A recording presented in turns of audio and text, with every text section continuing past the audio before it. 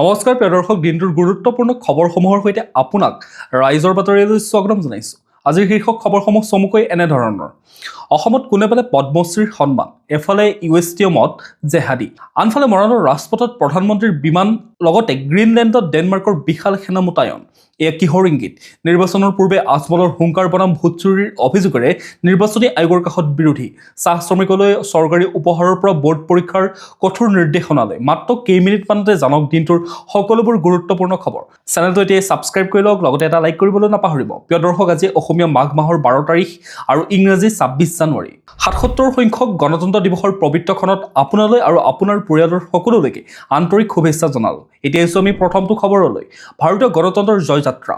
জানুৱাৰী 26 তাৰিখটো আমাৰ বাবে কিয় ইমান বিশেষ?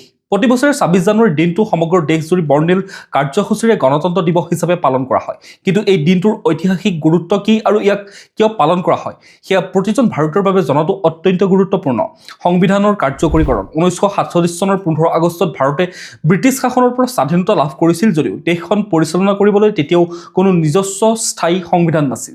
Doctor BR. আম্বেদকাৰৰ নেতৃত্বত গঠিত খচৰা সমিতিয়ে দীৰ্ঘদিনৰ অন্তত প্ৰস্তুত কৰা সংবিধানখন 1950 চনৰ 26 জানুৱাৰী তাৰিখে সমগ্ৰ দেশতে কাৰ্যকৰী কৰা হয়। এই দিনটোৰ পৰাই ভাৰত এখন সাৰ্বভৌম গণতান্ত্ৰিক আৰু প্ৰজাতান্ত্ৰিক ৰাষ্ট্ৰ হিচাপে বিশ্বৰ বুকুত প্ৰতিষ্ঠিত হয়। 26 জানুৱাৰীৰ ঐতিহাসিক সংযোগ। প্ৰকৃততে 26 জানুৱাৰী তাৰিখটো নিৰ্বাচন কৰাৰ পিছত এক বিশেষ ইতিহাস আছে। 1930 চনত এই দিনটোতে ভাৰতীয় জাতীয় কংগ্ৰেছে ব্ৰিটিছ শাসনৰ বিৰুদ্ধে পূৰ্ণ স্বৰাজৰ ঘোষণা কৰিছিল। এই ঐতিহাসিক দিনটোক চিৰস্মৰণীয় কৰি ৰাখিবলৈকে 1950 চনত এই দিনটোতে ভাৰতীয় সংবিধান কাৰ্যকৰী কৰাৰ সিদ্ধান্ত লোৱা হয়। এয়াই আছিল গণতন্ত্ৰ দিৱসৰ চমু ইতিহাস। এতিয়া আহিছোঁ আমি পৰৱৰ্তী খবৰটোলৈ। অসমৰ 5গৰাকী সুসন্তানলৈ পদ্মশ্ৰী সন্মান। ৰাজ্যজুৰি আনন্দৰ লহৰ। কলা, সংস্কৃতি, সমাজসেৱা আৰু ৰাজনৈতিক ক্ষেত্ৰত আগবঢ়োৱা অনন্য অৱদানৰ স্বীকৃতিস্বৰূপে 2024 বৰ্ষৰ পদ্মশ্ৰী সন্মানৰ বাবে অসমৰ 5গৰাকী বিশিষ্ট ব্যক্তিক নিৰ্বাচিত কৰা হৈছে। দেশৰ প্ৰতি থকা তেওঁলোকৰ নিষ্ঠা আৰু সেৱাই আজি ৰাজ্যবাসীক গৌৰৱান্বিত কৰি তুলিছে। পদ্মশ্ৰী সন্মান লাভ কৰা ব্যক্তিসকল হ'ল শ্ৰী হৰিচৰণ শইকীয়া। সমাজলৈ আগবঢ়োৱা আদৰ্শমূলক সেৱাৰ বাবে তেওঁক এই সন্মানেৰে বিভূষিত কৰা হয়। গোবিন্দ পুৰকায়স্থ। মৰণোত্তৰভাৱে বিশিষ্ট ৰাজনীতিবিদ তথা সমাজকৰ্মী গোবিন্দ পুৰকায়স্থদেৱক তেওঁৰ ত্যাগ আৰু সামাজিক বৰঙণিৰ বাবে মৰণোত্তৰভাৱে এই বঁটা আগবঢ়োৱা হয়। নুৰুদ্দিন আহমেদ। প্ৰখ্যাত ভাস্কৰ্য শিল্পী তথা কলা নিৰ্দেশক হিচাপে শিল্পজগতলৈ আগবঢ়োৱা অৱদানৰ বাবে তেওঁক এই বঁটা আগবঢ়োৱা হয়। শ্ৰীমতী পখিলা লেখথেপী।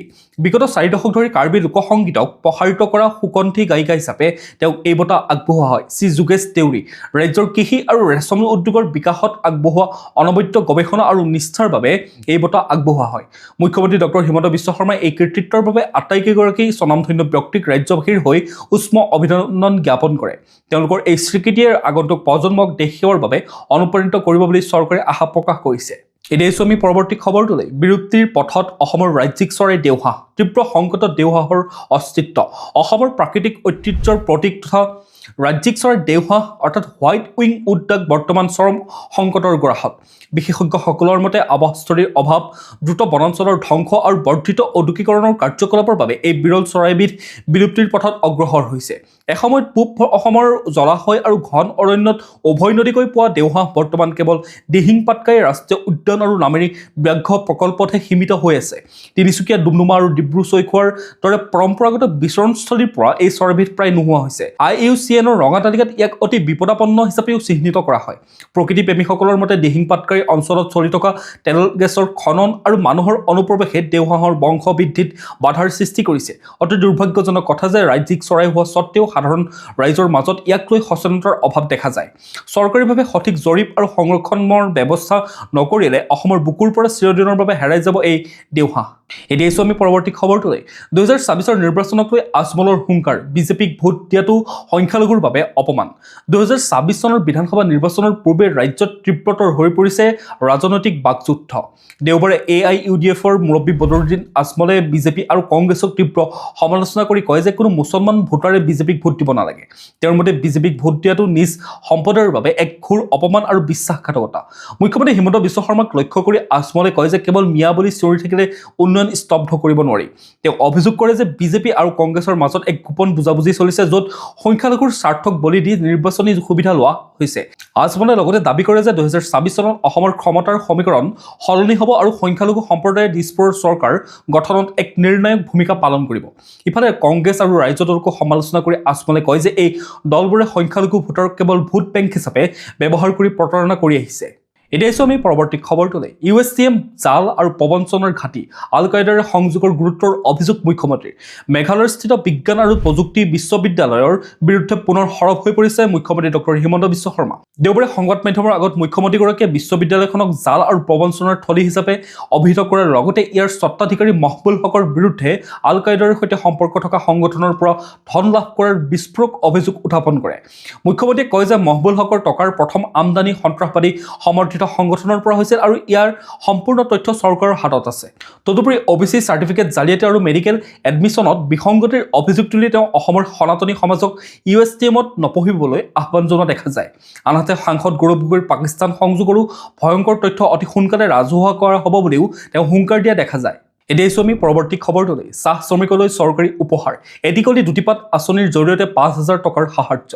অসমৰ চাহ উদ্যোগৰ 200 বছৰীয়া গৌৰৱময় যাত্ৰাৰ অংশীদাৰ চাহ শ্ৰমিকসকলৰ বাবে ৰাজ্য চৰকাৰে আৰম্ভ কৰিছে এক বিশেষ কল্যাণমূলক পদক্ষেপ। দেওবাৰে ডুমডুমাত অনুষ্ঠিত এক কাৰ্যসূচীত মুখ্যমন্ত্ৰী ডক্টৰ হিমন্ত বিশ্ব শৰ্মাই এটিকলি দুটিপাত আঁচনিৰ অধীনত 33,000 চাহ শ্ৰমিক আৰু কৰ্মচাৰীক 5,000 টকাকৈ এককালীন সাহায্যৰ চেক প্ৰদান কৰে। অসমৰ চাহ বাগানসমূহৰ মুঠ 6,03,927 গৰাকী হিতাধিকাৰীয়ে এই আঁচনিৰ সুফল লাভ কৰিব। শ্ৰমিকসকলৰ অনবদ্য অৱদানক স্বীকৃতি জনাই মুখ্যমন্ত্ৰীয়ে কয় যে চাহ জনজাতিৰ উন্নয়ন চৰকাৰৰ অগ্ৰাধিকাৰ। এই সাহায্যৰ উপৰি চাহ বাগান অঞ্চলত শিক্ষাৰ প্ৰসাৰৰ বাবে চৰকাৰে 100খন নতুন স্কুল নিৰ্মাণৰ লক্ষ্যও স্থিৰ কৰিছে। চৰকাৰৰ এই পদক্ষেপে চাহ শ্ৰমিক পৰিয়ালসমূহক আৰ্থিকভাৱে কিছু সকাহ দিব বুলি আশা প্ৰকাশ কৰা হৈছে। এতিয়া আমি পৰৱৰ্তী খবৰটোলৈ। ভোট চুৰিৰ অভিসন্ধি কৰিছে বিজেপিয়ে। মুখ্য নিৰ্বাচনী বিষয়াক বিৰোধীৰ স্মাৰক পত্ৰ। অসমত 2024 চনৰ নিৰ্বাচনৰ পূৰ্বে ভোটাৰ তালিকাৰ পৰা লাখ লাখ মানুহৰ নাম কৰ্তনৰ ষড়যন্ত্ৰ চলিছে বুলি বিৰোধী দলসমূহে গুৰুত্বৰ অভিযোগ উত্থাপন কৰা দেখা যায়। দেওবাৰে কংগ্ৰেছ, ৰাইজৰ দল আৰু অসম জাতীয় পৰিষদ লগতে বাওঁপন্থী দলসমূহৰ নেতৃত্বই যৌথভাৱে ৰাজ্যৰ মুখ্য নিৰ্বাচনী বিষয়াক সাক্ষাৎ কৰি এক স্মাৰক পত্ৰ প্ৰদান কৰে। সংবাদমেল সম্বোধন কৰি বিৰোধী দলপতি দেৱব্ৰত শইকীয়াই অভিযোগ কৰে যে এছাৰৰ নামত বিশেষকৈ সংখ্যালঘু আৰু বিজেপি বিৰোধী ভোটাৰৰ নাম কৰ্তন কৰিবলৈ চৰকাৰে বিষবাস্প বিয়পাইছে।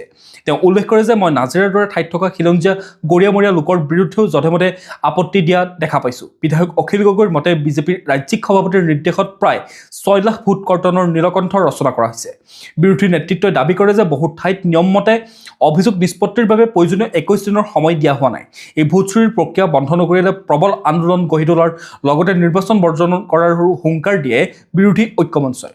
এতিয়া আমি পৰৱৰ্তী খবৰটোলৈ। মৰাণৰ ৰাজপথত অৱতৰণ কৰিব প্ৰধানমন্ত্ৰীৰ বিমান। ইতিহাস সৃষ্টিৰ দিশে উত্তৰ পূব। ইতিহাস সৃষ্টিৰ দিশে আগবাঢ়িছে উত্তৰ পূৰ্বাঞ্চল। অহা 14 ফেব্ৰুৱাৰীত মৰাণৰ 4.5 কিলোমিটাৰ দৈৰ্ঘ্যৰ নৱনিৰ্মিত ৰাষ্ট্ৰীয় ঘাইপথৰ ৰানৱেত প্ৰধানমন্ত্ৰী নৰেন্দ্ৰ মোদীৰ বিমান অৱতৰণ কৰাৰ পূৰ্ণ সম্ভাৱনা আছে। উত্তৰ পূৰ্বাঞ্চলৰ ভিতৰতে এয়া প্ৰথমটো এনেধৰণৰ জৰুৰীকালীন ৰানৱে য'ত যুঁজাৰু বিমানো অৱতৰণ কৰিব পাৰিব। মুখ্যমন্ত্ৰী ডক্টৰ হিমন্ত বিশ্ব শৰ্মাই প্ৰধানমন্ত্ৰীক এই বিশেষ উৰণ পথত অৱতৰণ কৰিবলৈ আহ্বান জনোৱাৰ পাছতেই উজনিৰ ৰাইজৰ মাজত আনন্দৰ জোৱাৰ উঠিছে। 30 মিটাৰ বহল এই পথছোৱা এনেদৰে নিৰ্মাণ কৰা হৈছে যাতে জৰুৰীকালীনভাৱে সুখই হওক, ৰাফেল বা হাৰকিউলিছৰ দৰে যুদ্ধ বিমান ইয়াত সুৰক্ষিতভাৱে অৱতৰণ কৰিব পাৰে। ইতিমধ্যে নিৰাপত্তাৰ খাতিৰত পথটোৰ ডিভাইডাৰসমূহ আঁতৰাই বিশেষ ফেন্সিং দিয়া হয়। প্ৰধানমন্ত্ৰীৰ এই ভ্ৰমণে ভাৰতীয় বায়ুসেনাৰ ইতিহাসত এক নতুন দিগন্তৰ সূচনা কৰিব। মৰাণৰ ৰাইজে এতিয়া 14 ফেব্ৰুৱাৰীৰ সেই ঐতিহাসিক মুহূৰ্তটোলৈ আগ্ৰহেৰে বাট চাই আছে। এতিয়া আমি পৰৱৰ্তী খবৰটোলৈ। হিমন্ত বিশ্ব শৰ্মাৰ ৰাজপুত্ৰ নহয়, গৌৰৱ গগৈ কটাক্ষৰ প্ৰত্যুত্তৰ মন্ত্ৰী পীযুষ হাজৰিকাৰ। 2024 নিৰ্বাচন চমুচাপৰি অহাৰ লগে লগে ৰাজ্যৰ শাসক আৰু বিৰোধীৰ মাজত শব্দযুদ্ধই তীব্ৰ ৰূপ ধাৰণ কৰিছে। শেহতীয়াভাৱে কংগ্ৰেছ সভাপতি গৌৰৱ গগৈয়ে মুখ্যমন্ত্ৰীক লক্ষ্য কৰি কৰা হু ইজ হিমন্ত বিশ্ব শৰ্মা অৰ্থাৎ হিমন্ত বিশ্ব শৰ্মা কোন বুলি কৰা মন্তব্যৰ দেওবাৰে কঠোৰ উত্তৰ দিয়ে মন্ত্ৰী পীযুষ হাজৰিকাই। গুৱাহাটীৰ এক অনুষ্ঠানত অংশ লৈ মন্ত্ৰী হাজৰিকাই কয় যে হিমন্ত বিশ্ব শৰ্মা কোনো পেৰাচুট লেণ্ডিং কৰা নেতা নহয়। তেওঁ কটন কলেজৰ 3বাৰ সাধাৰণ সম্পাদক হোৱাৰ পৰা 5বাৰকৈ নিৰ্বাচনত জয়ী হোৱা আৰু 19 বছৰ ধৰি মন্ত্ৰী হিচাপে কাম কৰা এজন জননেতা। মুখ্যমন্ত্ৰীয়ে শুদ্ধকৈ অসমীয়া ক'ব জানে আৰু তেওঁৰ ৰাজপুত্ৰ নহয় বুলিও মন্ত্ৰীগৰাকীয়ে কটাক্ষ কৰা দেখা যায়। গৌৰৱ গগৈক ব্যক্তিগতভাৱে আক্ৰমণ কৰি হাজৰিকাই আৰু কয় যে যিসকলে মুখ্যমন্ত্ৰীৰ পৰিচয় সুধিছে তেওঁলোকে নিজৰ পৰিয়ালৰ কিমান সদস্য বিদেশী সেই কথা ৰাজহুৱা কৰক। নিৰ্বাচনৰ পূৰ্বে এনে তীব্ৰ ব্যক্তিগত আক্ৰমণ প্ৰত্যাক্ৰমণে ৰাজ্যৰ ৰাজনীতি অধিক গৰম কৰি তুলিছে। এতিয়া আমি পৰৱৰ্তী খবৰটোলৈ। অসমত জব কাৰ্ডৰ নতুন নিৰ্দেশনা, আধাৰ সংযোগ অবিহনে বন্ধ হ'ব পাৰে আপোনাৰ মজুৰি। অসম চৰকাৰে মহাত্মা গান্ধী ৰাষ্ট্ৰীয় গ্ৰাম্য নিয়োগ গেৰাণ্টি আঁচনি অধীনত স্বচ্ছতা অনাৰ উদ্দেশ্যে নতুন নিয়ম জাৰি কৰিছে। বৰ্তমানৰ পৰা প্ৰতিগৰাকী জব কাৰ্ডধাৰীৰ বাবে আধাৰ কাৰ্ডৰ সৈতে বেংক একাউণ্ট সংযোগ কৰাটো বাধ্যতামূলক কৰা হৈছে। যাৰ আধাৰ সংযোগ নাই তেওঁলোকে মজুৰি লাভ কৰাত সমস্যাৰ সৃষ্টি হ'ব পাৰে। ইয়াৰ উপৰিও কামৰ হাজিৰা এতিয়াৰ পৰা ডিজিটেল এপৰ জৰিয়তেহে ফটোসহ ল'ব লাগিব। চৰকাৰে ভুৱা হিতাধিকাৰী চিনাক্ত কৰিবলৈ অব্যৱহৃত কাৰ্ডসমূহ বাতিল কৰাৰ অভিযান চলাই আছে। উপযুক্ত মজুৰি লাভ কৰিবলৈ হিতাধিকাৰীসকলক অতি সোনকালে নিজৰ পঞ্চায়তত যোগাযোগ কৰি আধাৰ আপডেট কৰিবলৈ আহ্বান জনোৱা হয়। এতিয়া আমি পৰৱৰ্তী খবৰটোলৈ। দেশৰ সূৰ্যৰ তালিকাত জিলিকিল উত্তৰ পূব, 55গৰাকী বীৰলৈ গণৰাজ্য দিৱসৰ বিশেষ সন্মান। 2024 বৰ্ষৰ গণৰাজ্য দিৱসৰ প্ৰাক্ষণত দেশৰ সুৰক্ষা আৰু সেৱাত বৰঙণি আগবঢ়োৱা বীৰসকলৰ নাম ঘোষণা কৰা হয়। এইবাৰ তালিকাত উত্তৰ পূৰ্বাঞ্চলৰ মুঠ 55গৰাকী আৰক্ষী আৰু সেৱা বিষয়া কৰ্মচাৰীয়ে ৰাষ্ট্ৰীয় পদক লাভ কৰি সমগ্ৰ অঞ্চলটোলৈ গৌৰৱ কঢ়িয়াই আনিছে। ইয়াৰ ভিতৰত অসমে 20টা পদকেৰে উত্তৰ পূবৰ ভিতৰত শীৰ্ষস্থান দখল কৰিছে। অসম আৰক্ষীৰ IGP ইমদাদুল হুছেইন বৰক ৰাষ্ট্ৰীয় বিশিষ্ট সেৱা পদক প্ৰদান কৰা হয়। ইয়াৰ উপৰি SP প্ৰণৱজ্যোতি গোস্বামীসহ 15গৰাকী আৰক্ষী বিষয়ালৈ মেধাৱী সেৱা পদক আগবঢ়োৱা হয়। হোমগাৰ্ড আৰু অগ্নি নিৰ্বাপক বাহিনীৰ বিষয়া কৰ্মচাৰীয়েও এই তালিকাত স্থান লাভ কৰিছে। মণিপুৰৰ 5গৰাকী আৰক্ষীলৈ বীৰত্বৰ পদক অৰ্থাৎ গেলেণ্টৰী মেডেল আগবঢ়োৱাৰ লগতে অৰুণাচল, মেঘালয়, মিজোৰাম, নাগালেণ্ড, ছিকিম আৰু ত্ৰিপুৰাৰ কেইবাজনো জ্যেষ্ঠ আৰক্ষী বিষয়াই ৰাষ্ট্ৰপতিৰ বিশিষ্ট সেৱা পদক লাভ কৰিছে। দেশপ্ৰেম আৰু কৰ্তব্যপৰায়ণতাৰ এই স্বীকৃতিয়ে উত্তৰ পূবৰ নিৰাপত্তা বাহিনীৰ মনোবল এতিয়া দুগুণ বৃদ্ধি কৰিব। এতিয়া আমি পৰৱৰ্তী খবৰটোলৈ। 2024 বৰ্ষৰ বৰ্ড পৰীক্ষাক লৈ চৰকাৰৰ কঠোৰ SOP, মানিব লাগিব 35টা নিৰ্দেশনা। 2024 বৰ্ষৰ হাইস্কুল শিক্ষান্ত আৰু উচ্চতৰ মাধ্যমিক চূড়ান্ত পৰীক্ষাৰ বাবে ৰাজ্য চৰকাৰে এক বিশেষ নিৰ্দেশনাৱলী জাৰি কৰিছে। পৰীক্ষা প্ৰক্ৰিয়া সম্পূৰ্ণ নিকা আৰু স্বচ্ছ কৰাৰ লক্ষ্যৰে চৰকাৰে মুঠ 35টা কঠোৰ নিৰ্দেশনা মানি চলাটো বাধ্যতামূলক কৰি তুলিছে। মুখ্যমন্ত্ৰী ডক্টৰ হিমন্ত বিশ্ব শৰ্মাই সদৰি কৰা অনুসৰি এইবাৰ পৰীক্ষা কেৱল চৰকাৰী শিক্ষানুষ্ঠানতহে অনুষ্ঠিত হ'ব। নিৰীক্ষণৰ বাবে কেৱল চৰকাৰী শিক্ষককহে নিয়োগ কৰা হ'ব। SOPৰ প্ৰধান নিৰ্দেশনাসমূহৰ ভিতৰত আছে পৰীক্ষা কেন্দ্ৰত মোবাইল আৰু ইলেক্ট্ৰনিক সামগ্ৰীৰ ওপৰত সম্পূৰ্ণ নিষেধাজ্ঞা, প্ৰতিটো কেন্দ্ৰত CCTV নিৰীক্ষণ আৰু কটকটীয়া আৰক্ষীৰ পহৰা, নিৰীক্ষকৰ গাফিলতি ধৰা পৰিলে পোনপটীয়া শাস্তিমূলক ব্যৱস্থা, প্ৰশ্ন কাকতৰ সুৰক্ষাৰ বাবে বিশেষ ষ্ট্ৰং ৰুমৰ ব্যৱস্থা। নিৰ্বাচনৰ সমান্তৰালভাৱে পৰীক্ষা অনুষ্ঠিত হ'বৰ বাবে প্ৰশাসনিক নিয়ন্ত্ৰণ অধিক শক্তিশালী কৰা হৈছে। চৰকাৰৰ এই পদক্ষেপে পৰীক্ষাত হোৱা সকলো ধৰণৰ অনিয়ম ৰোধ কৰিব বুলি আশা প্ৰকাশ কৰা হৈছে। এতিয়া জানি লওঁ আহক আজিৰ দিনটোৰ বতৰৰ বতৰা। ভাৰতীয় বতৰ বিজ্ঞান কেন্দ্ৰৰ তথ্য অনুসৰি 26 জানুৱাৰী 2024 সোমবাৰৰ দিনটোত অসমৰ আকাশ মূলতঃ পৰিষ্কাৰ আৰু বতৰ শুকান থাকিব। পুৱাৰ ভাগত ৰাজ্যৰ ঠায়ে ঠায়ে মজলীয়াৰ পৰা ঘন কলি পৰাৰ সম্ভাৱনা আছে, যাৰ ফলত দৃশ্যমানতা কিছু হ্ৰাস পাব পাৰে। অৱশ্যে দিনৰ ভাগত আকাশ ফৰকাল থাকিব আৰু গণৰাজ্য দিৱসৰ কাৰ্যসূচীসমূহৰ বাবে বতৰ অনুকূল হৈ থাকিব। দিনটোৰ সম্ভাৱ্য সৰ্বোচ্চ তাপমাত্ৰা 26 ডিগ্ৰী চেলছিয়াছ হ'ব পাৰে আৰু ৰাতিৰ সৰ্বনিম্ন তাপমাত্ৰা 13 ডিগ্ৰী চেলছিয়াছ হোৱাৰ সম্ভাৱনা আছে। সূৰ্যোদয় হ'ব পুৱা 6:11 আৰু সূৰ্যাস্ত হ'ব আবেলি 5:03। এতিয়া আমি ৰাষ্ট্ৰীয় গুৰুত্বপূৰ্ণ খবৰসমূহৰ মাজলৈ। শান্তিৰ বাৰ্তাবাহক ভাৰত, গণৰাজ্য দিৱসৰ প্ৰাক্ষণত ৰাষ্ট্ৰপতি দ্ৰৌপদী মুৰ্মুৰ ভাষণ। 77 সংখ্যক গণৰাজ্য দিৱসৰ প্ৰাক্ষণত ৰাষ্ট্ৰপতি দ্ৰৌপদী মুৰ্মুৱে দেশবাসীক সম্বোধন কৰি বিশ্বত শান্তি স্থাপনৰ ক্ষেত্ৰত ভাৰতৰ ভূমিকাৰ কথা দোহাৰে। ভূ ৰাজনৈতিক উত্তেজনাৰ মাজতো ভাৰতে বিশ্বত শান্তি বাৰ্তা বিয়পাইছে বুলি উল্লেখ কৰি তেওঁ কয় যে মানৱতাৰ ভৱিষ্যতৰ বাবে বিশ্বত শান্তি অপৰিহাৰ্য। ৰাষ্ট্ৰপতিগৰাকীয়ে ভাষণত কেইবাটাও গুৰুত্বপূৰ্ণ দিশ স্পৰ্শ কৰে। অপাৰেশ্যন সিন্দুৰ, সীমান্তৰ সিপাৰে সন্ত্ৰাসবাদীৰ ঘাটি ধ্বংস কৰিবলৈ চলোৱা সফল অপাৰেশ্যন সিন্দুৰৰ কথা উল্লেখ কৰি তেওঁ প্ৰতিৰক্ষাৰ ক্ষেত্ৰত ভাৰতৰ আত্মনিৰ্ভৰশীলতাক প্ৰশংসা কৰে। নাৰী শক্তি, 2047 চনৰ ভিতৰত বিকশিত ভাৰত গঢ়াৰ বাবে নাৰীৰ সবলীকৰণক তেওঁৰ মূল ভেটি বুলি অভিহিত কৰে। ক্ৰীড়া, প্ৰতিৰক্ষা আৰু মহাকাশ গৱেষণাত ভাৰতৰ কন্যা সন্তানৰ সফলতাৰ বাবে তেওঁ গৌৰৱ প্ৰকাশ কৰে। অৰ্থনীতি, ভাৰত অতি সোনকালে বিশ্বৰ তৃতীয় বৃহত্তম অৰ্থনীতি হ'ব বুলি উল্লেখ কৰি তেওঁ GST আৰু ডিজিটেল অৰ্থনীতিৰ প্ৰসাৰৰ ওপৰতো গুৰুত্ব দিয়ে। ইয়াৰ উপৰিও তেওঁ বন্দে মাতৰমৰ 150 বছৰীয়া উদযাপন আৰু ভাৰতীয় ভাষাত সংবিধানৰ উপলব্ধতাৰ জৰিয়তে সাংস্কৃতিক সজাগতাৰ বৃদ্ধিৰ কথা দোহাৰে। এতিয়া আমি পৰৱৰ্তী খবৰটোলৈ। হোৱাটছএপৰ এনক্ৰিপশ্যনক লৈ সন্দেহ, ব্যৱহাৰকাৰীৰ ব্যক্তিগত মেছেজ মেটাই পঢ়িব পাৰে নেকি? বিশ্বৰ জনপ্ৰিয় মেছেজিং এপ হোৱাটছএপৰ এণ্ড-টু-এণ্ড এনক্ৰিপশ্যন সুৰক্ষাক লৈ পুনৰবাৰ প্ৰশ্ন উত্থাপন হোৱা দেখা যায়। ছান ফ্ৰান্সিস্কোৰ এখন আদালতত ভাৰতসহ 5খন দেশৰ ব্যৱহাৰকাৰীয়ে মেটাৰ বিৰুদ্ধে এক গোচৰ দাখিল কৰিছে। তেওঁলোকৰ দাবী যে মেটাই ব্যৱহাৰকাৰীৰ ব্যক্তিগত আড্ডা সংৰক্ষণ আৰু বিশ্লেষণ কৰিব পাৰে। অৱশ্যে মেটাই এই অভিযোগক ভিত্তিহীন আৰু কাল্পনিক বুলি অভিহিত কৰে। কোম্পানীটোৰ মতে তেওঁলোকে বিশ্বমানৰ ছিগনেল প্ৰট'কল ব্যৱহাৰ কৰে, যাৰ ফলত ফলত কোনো তৃতীয় পক্ষই মেছেজ পঢ়িব নোৱাৰে। উল্লেখযোগ্য যে ইয়াৰ পূৰ্বেও কেম্ব্ৰিজ এনালিটিকাৰ দৰে ঘটনাৰ বাবে মেটাৰ গোপনীয়তাৰ নীতি বিতৰ্কৰ মাজত সোমাই পৰিছিল। এতিয়া আহিছোঁ আমি খেল জগতৰ খবৰসমূহৰ মাজলৈ। বৰ্ষাপাৰাৰ ভাৰতীয় বলাৰৰ দপদপনি 153 ৰানতে থমকিল নিউজিলেণ্ড। মহানগৰীৰ বৰ্ষাপাৰা ষ্টেডিয়ামত অনুষ্ঠিত ভাৰত আৰু নিউজিলেণ্ডৰ মাজৰ 5-দিনীয়া টি20 শৃংখলাৰ তৃতীয়খন মেচত ভাৰতীয় বলাৰৰ নিয়ন্ত্ৰিত বলিঙৰ সন্মুখত অসহায় হৈ পৰিল কিউ বাহিনী। টছত জিকি প্ৰথমে বলিং কৰাৰ সিদ্ধান্ত লোৱা ভাৰতে নিউজিলেণ্ডক নিৰ্ধাৰিত 20 অভাৰত 9 উইকেটৰ বিনিময়ত 153 ৰানত সীমাবদ্ধ কৰি ৰাখিবলৈ সক্ষম হয়। ভাৰতীয় দলৰ মূল একাদশত আজি দুটাকৈ গুৰুত্বপূৰ্ণ পৰিৱৰ্তন কৰা হয়। অৰ্শদীপ সিং আৰু বৰুণ চক্ৰৱৰ্তীৰ স্থানত দলত অন্তৰ্ভুক্ত হোৱা যশপ্ৰীত বুমৰাহ আৰু ৰবি বিষ্ণুৱে নিজৰ নিৰ্বাচনক সঠিক প্ৰমাণিত কৰি দুৰ্দান্ত বলিং প্ৰদৰ্শন কৰে। নিউজিলেণ্ডৰ হৈ গ্লেন ফিলিপছ আৰু মাৰ্ক চেপমেনে চতুৰ্থ উইকেটত 52 ৰানৰ এটা গুৰুত্বপূৰ্ণ যুটি বান্ধি দলক 150 ৰানৰ সীমা পাৰ কৰাত সহায় কৰে।